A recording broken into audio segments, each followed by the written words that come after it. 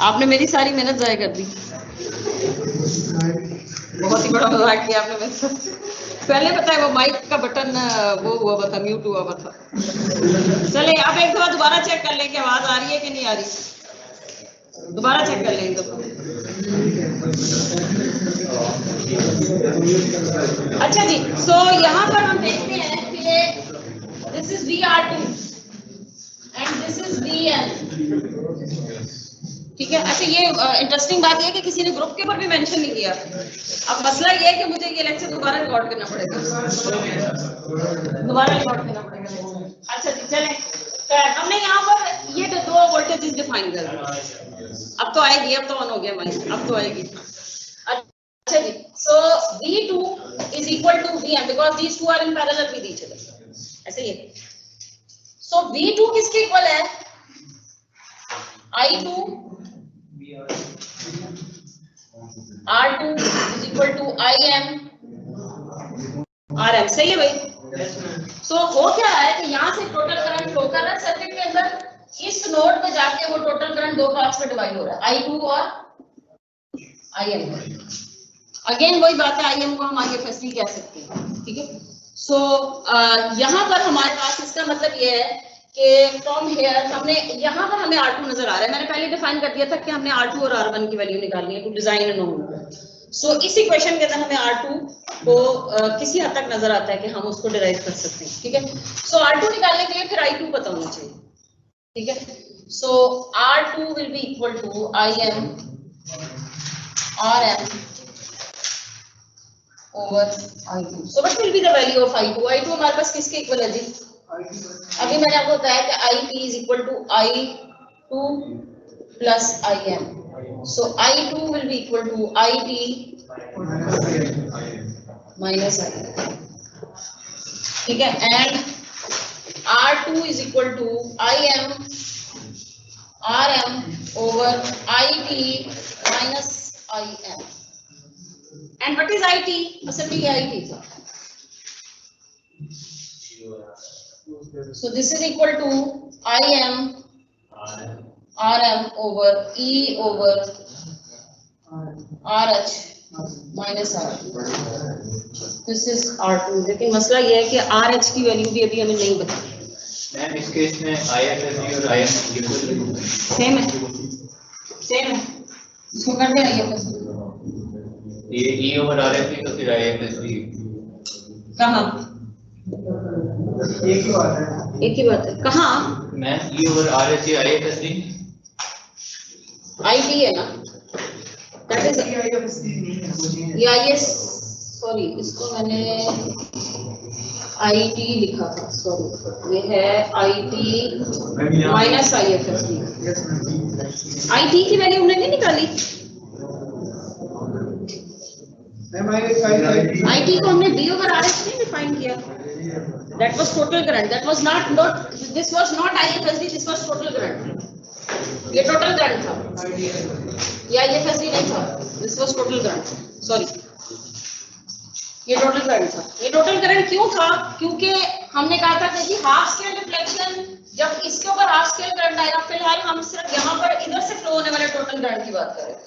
So total current overall total circuit के current की बात हो रही थी कि वो हाफ स्केल करंट कब होगा, IH की वैल्यू और वो टोटल के हिसाब से बात कर रहा था। सो यहाँ पर हमने ये जो डेफिनेशन डिफाइन की थी वो IT के लिए की थी। So what was the value of RH? RH किसके इक्वल था? RH was equal to R1 plus R2 parallel with RM, or you can write it as R1 plus R2 RM over R2 plus RM। सही है। And you can further simplify it, R1 R2 plus R1 RM plus R2 RM over R2 plus RM। So ये किसकी जगह लिखना था हमने? RH। So E over R1 R2। तो फिलहाल हम इसको ऐसे करते हैं, RH ही रहने देते हैं।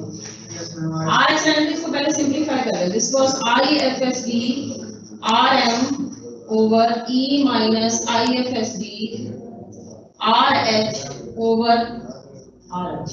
क्लियर है ये बात? अब ये RH ऊपर चला जाएगा। सो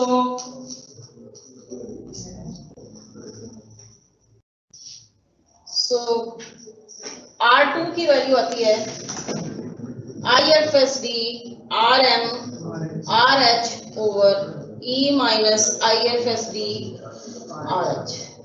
This is the value for R2।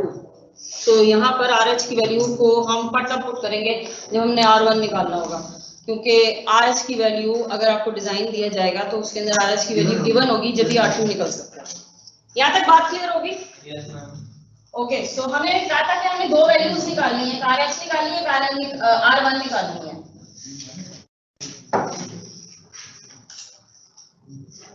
R1 के लिए क्या करेंगे? सो R1 निकालने के लिए हम ये करते हैं कि R1 की इक्वेशन के अंदर RH को सिंपलीफाई कर लें, R1 को डिराइव कर लें यहाँ से।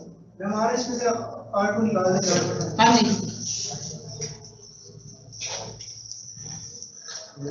R1 RH was equal to R1 plus R2 parallel with RM।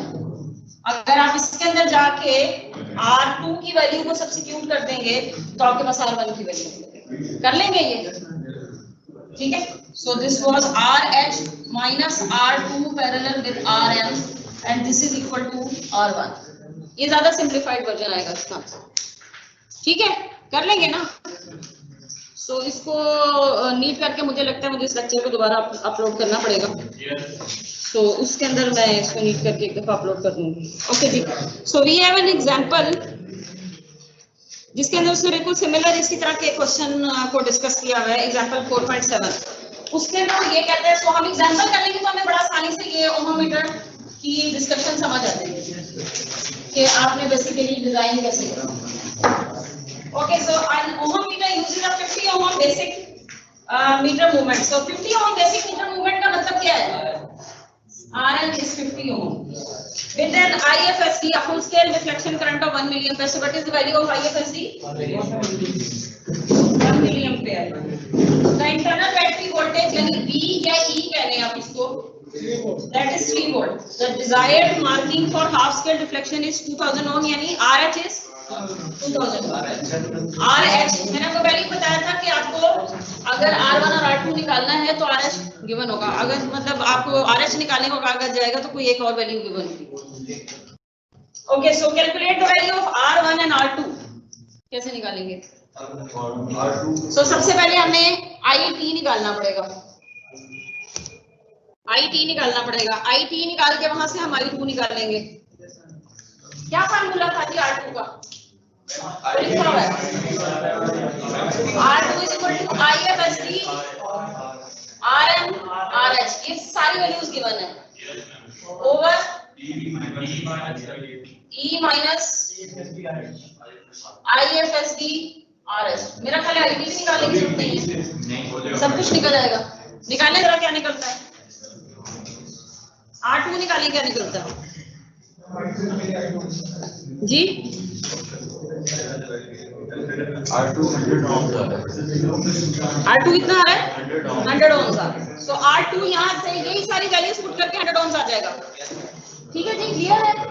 उसके बाद R1 की वैल्यू जो पीछे हमने डिराइव किया है that comes out to be RH minus IFSD RM RH over E। ये पीछे डिराइव करके आपने ये वैल्यू निकाली है, ये सारी वैल्यूज नोन है, यहाँ से R1 की वैल्यू भी निकल आएगी, ठीक है जी। ये तो था इजी काम। अब उसने कहा ये है कि द मैक्सिमम वैल्यू, मैंने ये आपको पहले ही बताया था कि ये इंप्रूव्ड वर्जन पे हम जा क्यों रहे हैं। ऑलरेडी एक ओमोमीटर था ना, इसके ऊपर जाने की क्या जरूरत है? इसके ऊपर जाने की इसलिए जरूरत थी कि हमने इसका सर्किट अभी ऐसा बनाया था कि ये E है total battery voltage, this was जहां आपने अननोन रेजिस्टेंस RX कनेक्ट करनी है, एंड दिस इज R1 जो कि एडजस्टेबल रेजिस्टेंस है, दिस इज RM जो आपका PMMC का कॉइल लगा हुआ है, एंड यहाँ पर हम एक शर्ट में R2 लगा देते और इसको हमने वेरिएबल की कहा था। सो बेसिकली वो कहता है कि अगर आप पहले सीरीज टाइप के अंदर जो सिंपलेस्ट सीरीज टाइप ओमोमीटर था उसके अंदर जब आप R1 को वेरी करते थे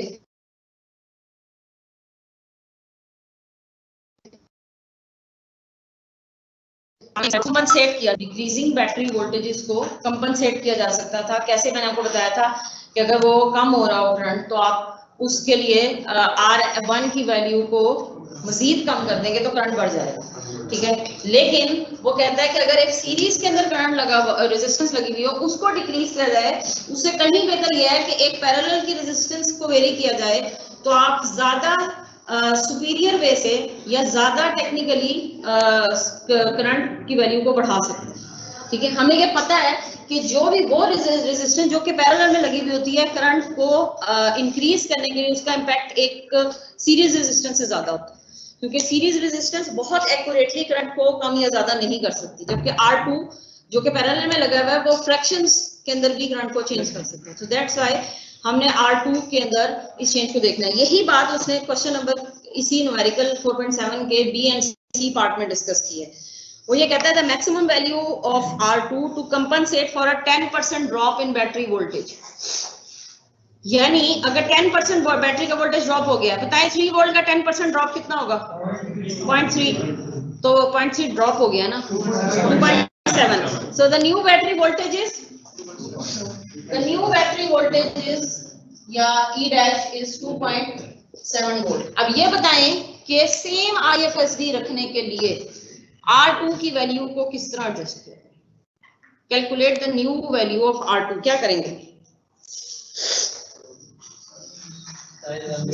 उसके लिए हमें नया IFSD निकालना पड़ेगा, ठीक है, क्योंकि अब वो डिफरेंट वैल्यू के ऊपर फुल स्केल डिफ्लेक्शन देगा, डिफरेंट वैल्यू के ऊपर फुल स्केल डिफ्लेक्शन देगा, ऐसे ही है ना। सो उसके लिए पहले आप टोटल करंट निकालें, IT टोटल करंट निकालें। आपके पास क्या था जी? तो I टोटल किसके इक्वल था? E over RH। So this was 2.7 over 2 kilo ohm। कितना आया है IT? 1.35। पहले ये करंट कितना था? 1.5। 3 divided by, so current decrease हो गया, ये हमने देख लिया नेचुरली यहाँ पर। उसके बाद वो कहते हैं कि इसका मतलब ये है कि अगर ओवरऑल करंट डिक्रीज हुआ है तो फिर I2 के अंदर क्या चेंज आया होगा? I2 भी डिक्रीज हो गया होगा, है ना। So what was the value of I2? I2 was equal to IT minus IFSD। कितना आ गया I2? 0.35, ठीक है जी। सो अब हमने R2 की नई वैल्यू निकालनी है। सो R2 की नई वैल्यू किसके इक्वल होगी? 142.85। R2 किसके इक्वल था? हमने पहले बताया था जी कि I2 is equal to IFSD R। ये दोनों वैल्यूज हमें पता है। अगर हम सिंपली I2 को इधर ले जाए तो चेंज I2 हमें मिला है, तो हमारे पास R2 की नई वैल्यू आ जाएगी। क्या आती है R2 की नई वैल्यू? 142.85। पहले कितनी आ रही थी? पहले कितनी आ रही थी? अब आई है जी R2 की नई वैल्यू 43.85 नहीं आ रही, 143 आ रही है। 142.85। पहले कौन सी बढ़ गई? ऐसा क्यों हुआ? बढ़ क्यों गई? करंट रेजिस्टेंस को तो कम करना चाहिए था, रेजिस्टेंस को तो कम करना चाहिए था ना। पैरेलल में रेजिस्टेंस पैरेलल में लगी हुई है, इसलिए इसकी वैल्यू डेफिनेटली बढ़ेगी। R2 की वैल्यू बढ़ेगी जब भी आपके पास ओवरऑल इंपैक्ट कम होगा। अगर आप इस टाइम R2 का पैरेलल कॉम्बिनेशन निकालें, R2 पैरेलल विद RM, तो ये कॉम्बिनेशन डिक्रीज हो गया होगा, ठीक है। पिछले वाले कॉम्बिनेशन से ये कॉम्बिनेशन डिक्रीज आएगा, लेकिन R2 की वैल्यू बढ़ जाएगी, ये नेचुरल, क्योंकि वो पैरेलल में है। लेकिन वो जो सीरीज टाइप सर्किट लगा हुआ है उसके अंदर चेक यही है कि R1 की वैल्यू कम होगी जब भी करंट कम होगा, वो तो सीरीज सर्किट है। हमने इतना लंबा प्रोसीजर क्यों किया I2 फाइंड करने के लिए, जबकि हम सिर्फ वहां पे E की वैल्यू चेंज करें तो यही सेम आंसर रहेगा। तो बस उसी में पुट कर दें। हमने तो यहाँ पर करंट की डिस्टिंग्विश दिखाना था ना कि करंट इस तरह से बढ़ा है, ये कम हुआ है, बस वो आप किसी भी फार्मूला से किसी भी वे से कर सकते हैं। हम सिंपल R2 वाले फॉर्मूले में जी कर इसी तरह, ठीक है जी। ओके, सो उसके बाद उसने कहा था scale error at the half scale mark 2000 ohm when R2 is set in B। So अगर आपके पास अब R2 की वैल्यू चेंज हो गई है, R2 की वैल्यू चेंज हो गई है तो RH की वैल्यू भी तो चेंज हो जाएगी, क्योंकि फुल स्केल डिफ्लेक्शन चेंज हो गई है। तो RH की वैल्यू भी चेंज हो गई होगी, उसके ऊपर परसेंटेज एरर निकालने के कितना आएगा, क्योंकि RH की नई वैल्यू चेंज आएगी। उसके लिए आपने क्या करना है, आपने RH की नई वैल्यू निकालनी है, हाफ स्केल डिफ्लेक्शन देखना है। वो हाफ स्केल डिफ्लेक्शन मैंने अभी आपको बताई थी कि वो किस तरह आती है। RH असल में किसके इक्वल है, R1 plus R2 parallel with RM। R1 is still same, R2 और RM की वैल्यू कम हो गई है, तो ये जो आपके पास RH की न्यू वैल्यू है ये थोड़ी सी कम आएगी, ठीक है। सो ये आपके पास परसेंटेज एरर निकल आएगा। प्रीवियसली जब जो वैल्यू थी वो आपके पास डिफरेंट आ रही थी, अब आपके पास ये वैल्यू डिफरेंट आएगी RM की, ठीक है।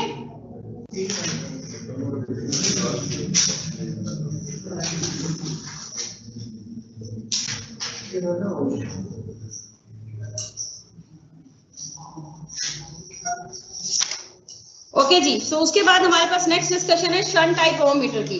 सो शंट टाइप ओहममीटर के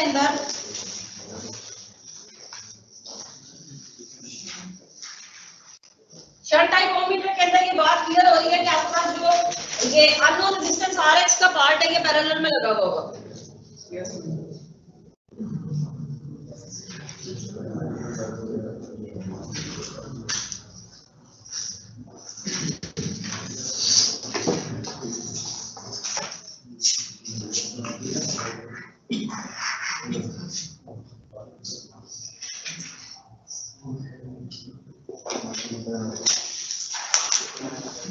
ओके, सो इसका सर्किट कैसा होगा, ये आपके पास V या E जो बैटरी लगी हुई है, ठीक है जी, और उसके साथ एक R1 जो कि एडजस्टमेंट रेजिस्टेंस है, और उसके साथ ये PMMC की RM एंड दिस PMMC, और ये आपके पास RS।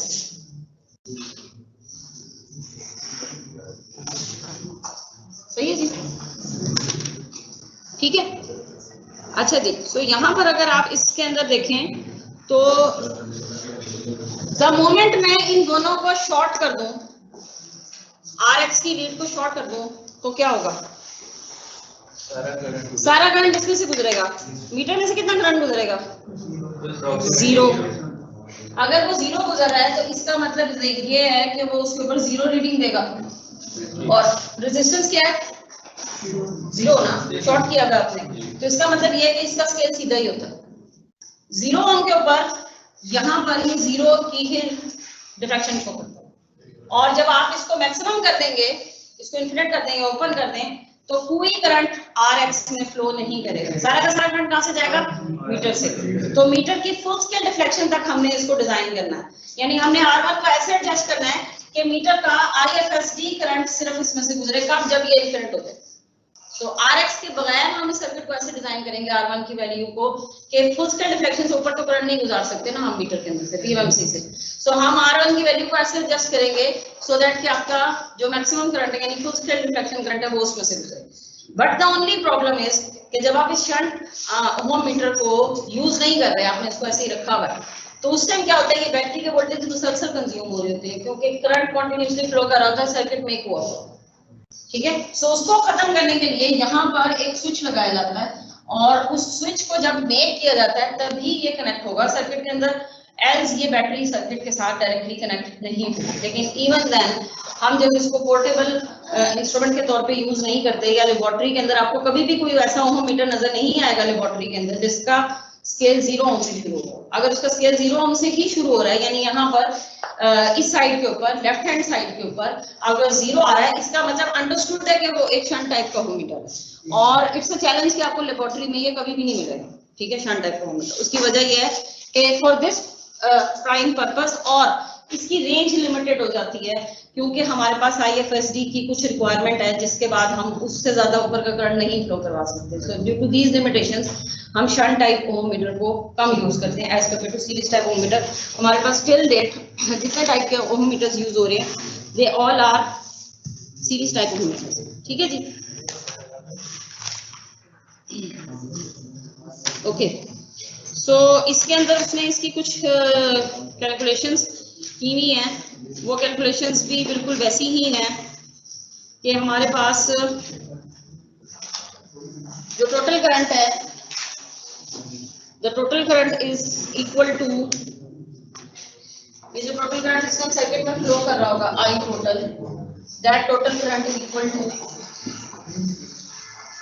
सर्किट यही बना है ना फिलहाल, जब RX फिलहाल हम RX को कंसीडर नहीं कर रहे, तो हमारे पास the total current flowing will be equal to E over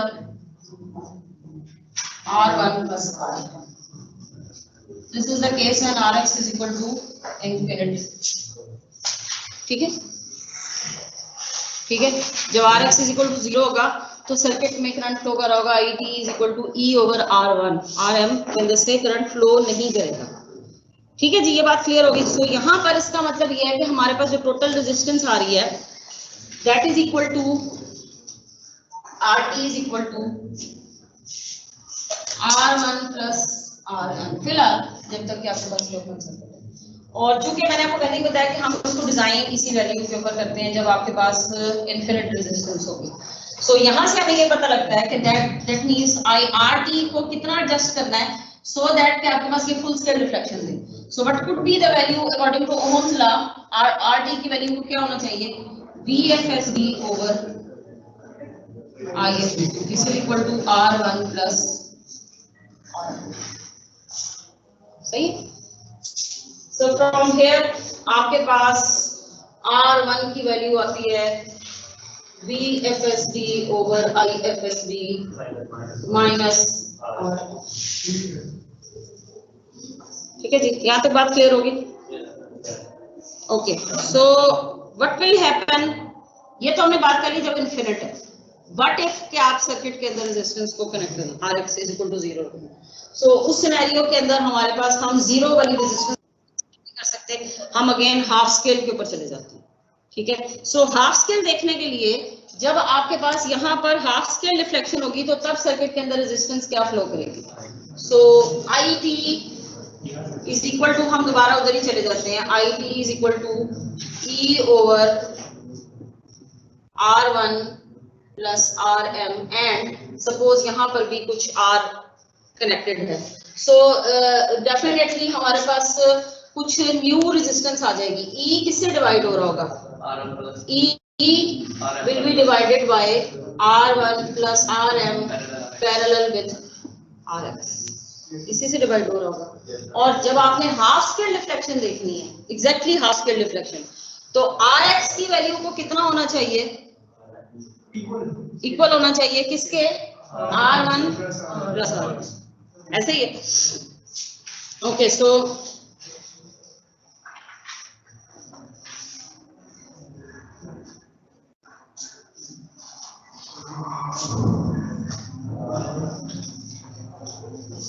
half scale deflection का मतलब ये है कि आपके पास यहाँ पर कुछ करंट जा रहा होगा, दैट विल बी IX, आधा करंट यहाँ आएगा IFSD by 2 और आधा करंट यहाँ जाएगा, that will be also IFSD by 2। ठीक है, सो IFSD by 2 को अगर आपने निकालना हो जो कि दूसरी साइड का IFSD जा रहा है, that will be equal to, according to current divider rule, current divider rule क्या कहता है, अगर मैंने इस ब्रांच से गुजरने वाले करंट को निकालना है R ऑपोजिट, इसका फार्मूला क्या होता है, IX is equal to R opposite over RX plus R opposite into I total. R opposite क्या है,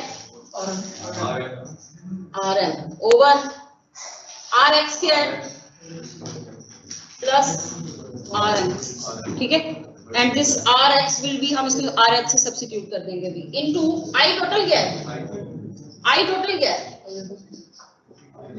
I total will be equal to E over R1 plus RM parallel with, ठीक है जी।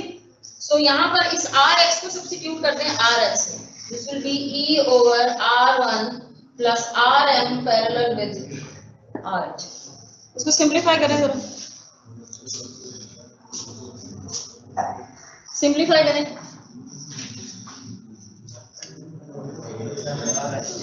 RM over RH plus RM, इसको खोल लेना, into ये क्या हो जाएगा R1 plus RM RH over RM plus RH, यही हो जाएगा ना।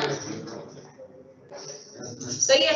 और अगर हम इसका एलसीएम ले लें तो ये बन जाएगा RM over RH plus RM into E over R1 RH R1 RM plus R1 RH plus RM RH और डिवाइडेड बाय RM RH। तो ये RM बाय RH ऊपर चला जाएगा, सॉरी ये RM प्लस RH था और ये कैंसिल हो जाएगा।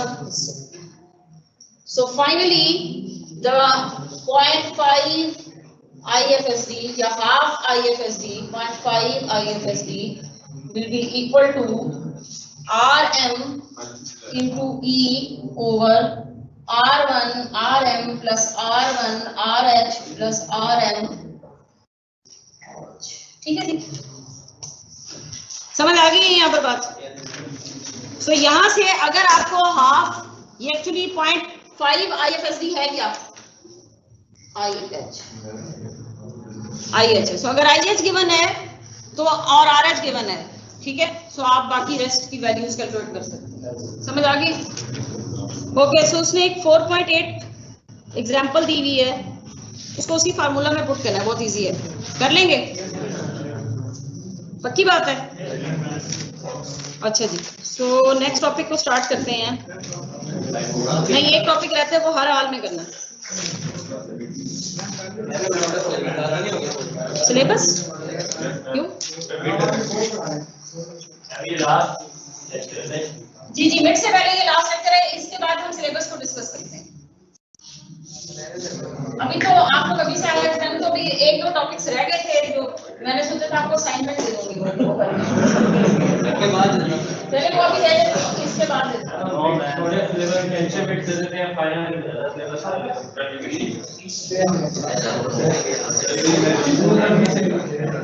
ओके जी,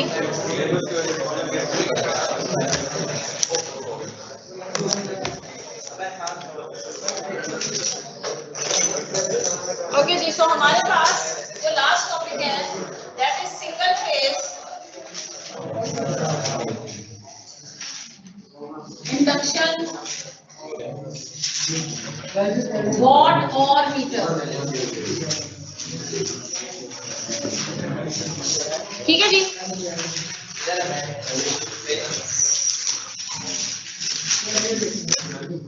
वॉट और मीटर, ये है पेज नंबर 90, पेज नंबर 90 के ऊपर। अच्छा जी, इसके अंदर हम क्या करते हैं कि हम इसके अंदर ये इससे समझ आ रहा है ये वॉट आवर मीटर क्या होता है जी, क्या करता है?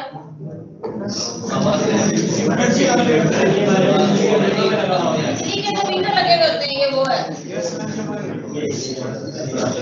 बिजली के जो मीटर लगे हुए होते हैं।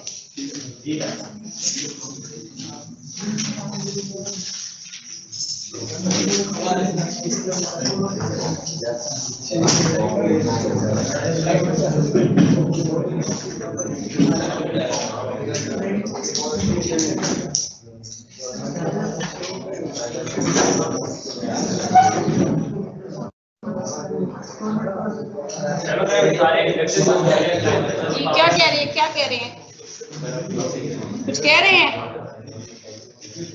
ओके, सो ये एक मैग्नेट है जिसको उसने M2 का है और ये एक और इलेक्ट्रोमैग्नेट है जिसको उसने M1 का है।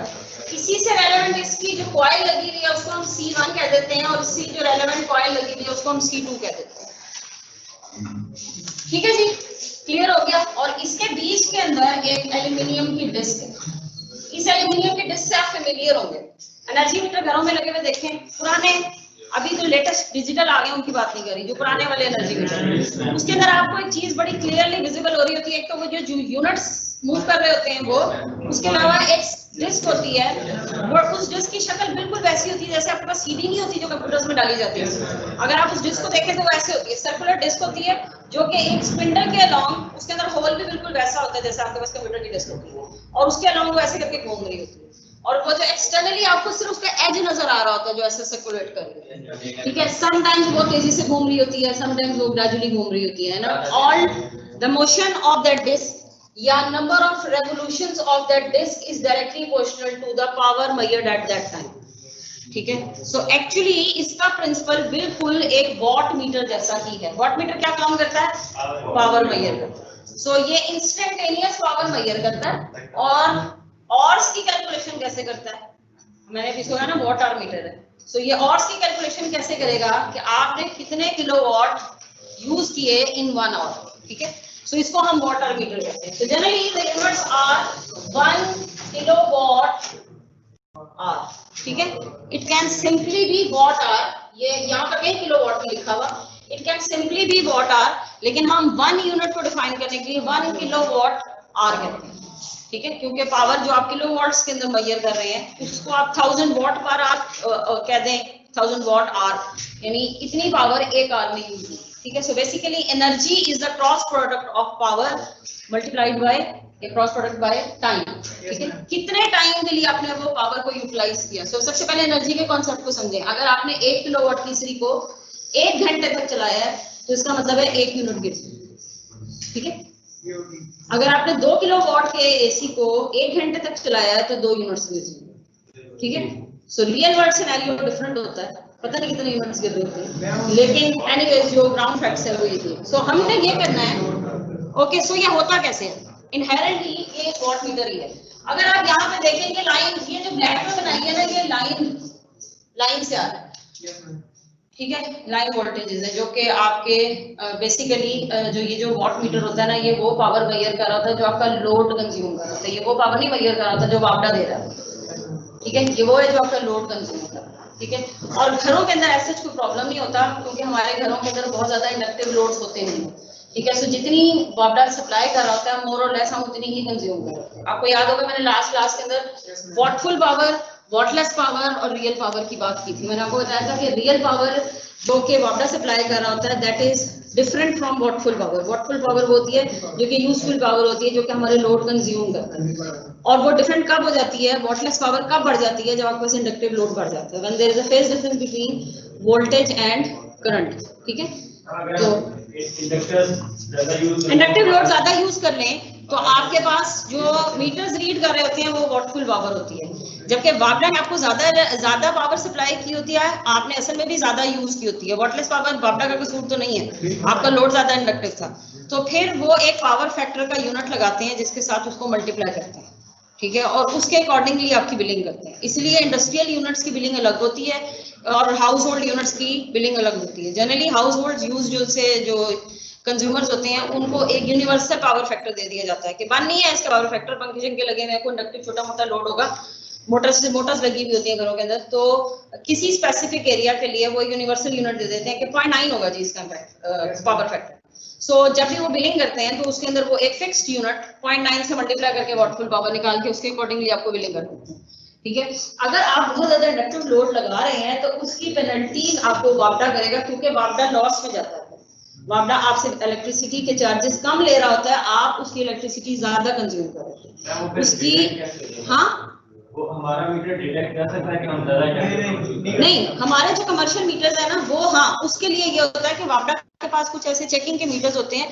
जनरली वो हाउस होल्ड में ऐसा नहीं करते क्योंकि हाउस होल्ड के अंदर क्या लगा लेंगे, घर के अंदर आप क्या लगा लेंगे। जो कमर्शियल के अंदर लूम्स लगी हुई होती है ना, बहुत ज्यादा इंडक्टिव लोड्स होते हैं, बड़े बड़े लोड्स होते हैं, इंडक्शन मोटर्स लगी होती हैं। सो उस तरह के लोड्स के ऊपर वो जाके एक मीटर लगाते हैं जिससे वो चेक करते हैं कि प्रेजेंटली इसके ये कितनी पावर को यूटिलाइज कर रहा है और एक्चुअली इसको कितनी पावर सप्लाई हो रही है। सो उसके कैलकुलेशन से वो उसका पावर फैक्टर निकालते हैं और जिस पे वो उसकी बिलिंग कर रहे होते हैं वो पावर फैक्टर देखते हैं। तो एनालाइज उसको तब करते हैं कि उसकी बिलिंग सपोज हो रही थी 0.7 पावर फैक्टर के ऊपर और उसका पावर फैक्टर बहुत ज्यादा लैगिंग में चला गया है, तो वो 0.6 0.5 के ऊपर चला गया है, तो फिर वो उसको एनालाइज करते हैं और पिछले ड्यूज भी उससे लेते हैं, ठीक है। सो ये जनरली कमर्शियल इंडस्ट्रियल एप्लीकेशंस के अंदर ये झगड़ा चलता रहता है, ठीक है। और उसका हल सिर्फ ये है कि या तो आप वहां पर कैपेसिटर बैंक्स लगाएं पावर फैक्टर को इंप्रूव करने के लिए, बहुत सारी इंडस्ट्रीज ये करती हैं, ठीक है। लेकिन ये कि जो बहुत ज्यादा उसके अंदर बहुत ज्यादा लंबी ये डिस्कशन है कि फिर उसको अवॉइड कैसे किया जा सकता है। पावर फैक्टर इंप्रूवमेंट के ऊपर बहुत काम हुआ है कि पावर फैक्टर इंप्रूवमेंट आप कैसे कर सकते हैं, या फिर ये कि आप नए सिरे से वाइंडिंग करवाएं उसकी जो इंडक्टिव लोड्स हैं आपके पास उनकी पावर फैक्टर को एडजस्ट करें, ठीक है।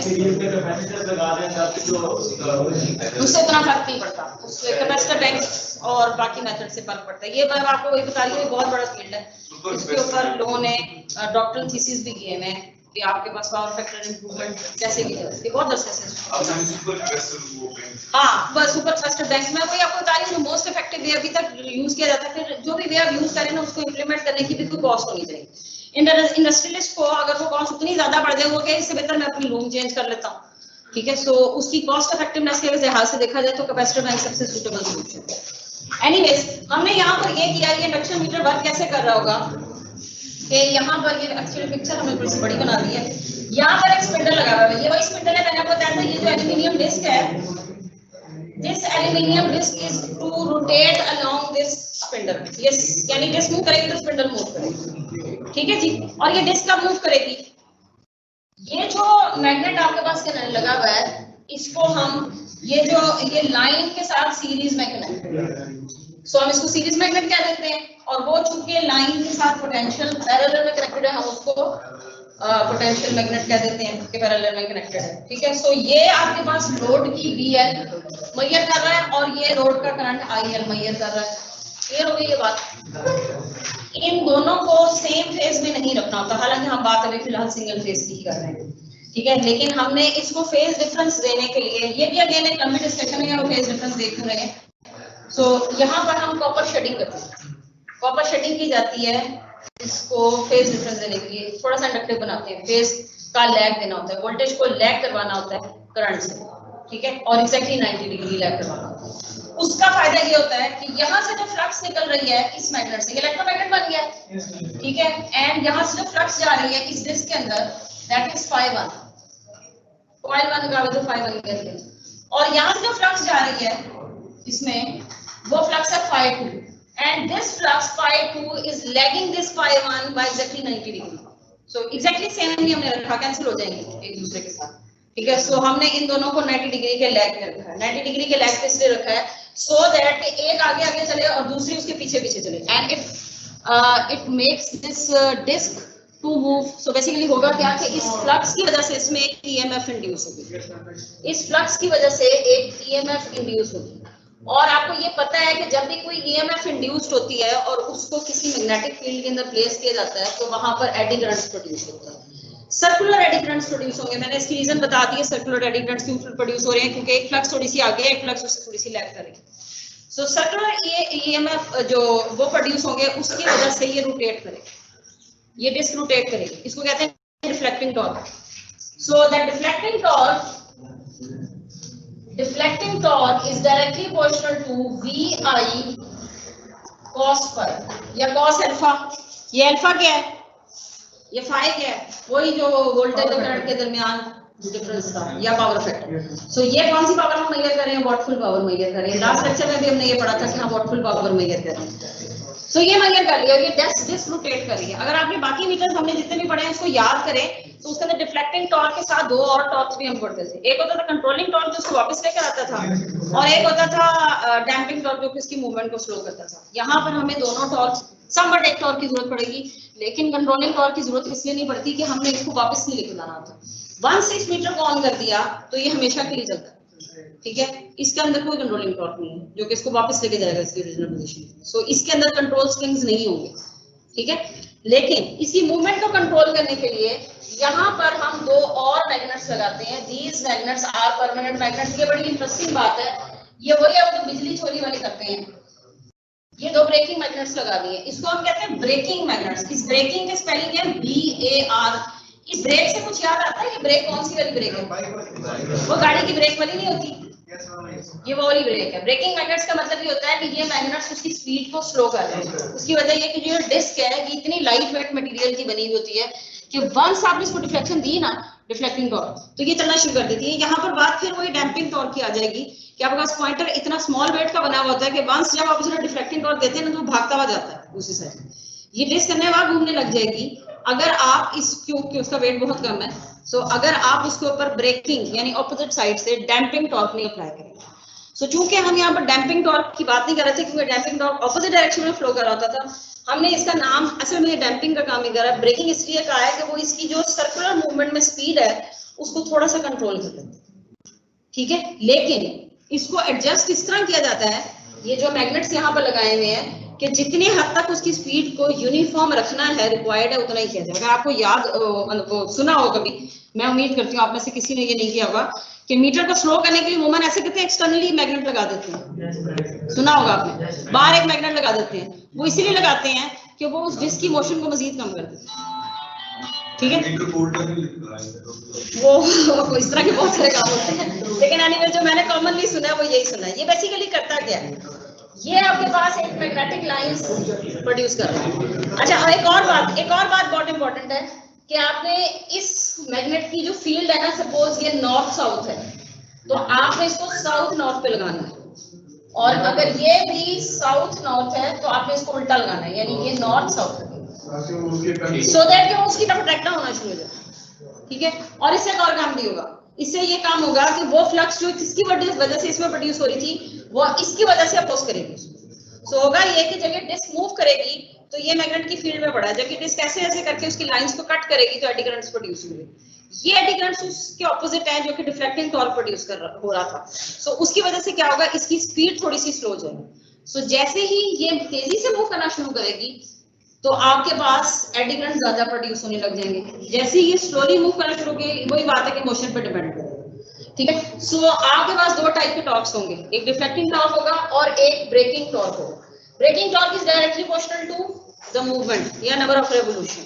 नंबर ऑफ रेवोल्यूशन ज्यादा होंगी, ब्रेकिंग टॉर्क ज्यादा होगा। अगर ये रुकी हुई है तो ब्रेकिंग टॉर्क होगा ही नहीं, ठीक है। सपोज आप घर पे नहीं है, बत्तियां बस पंखे सब फ्रिज सब बंद है, तो डिस्क रुकी हुई है, ठीक है, सो ब्रेकिंग टॉर्क नहीं होगा, ठीक है। सो इसका मतलब ये है कि at the state of an equilibrium के ऊपर deflecting torque must be equal to the braking torque, ऐसे ही है।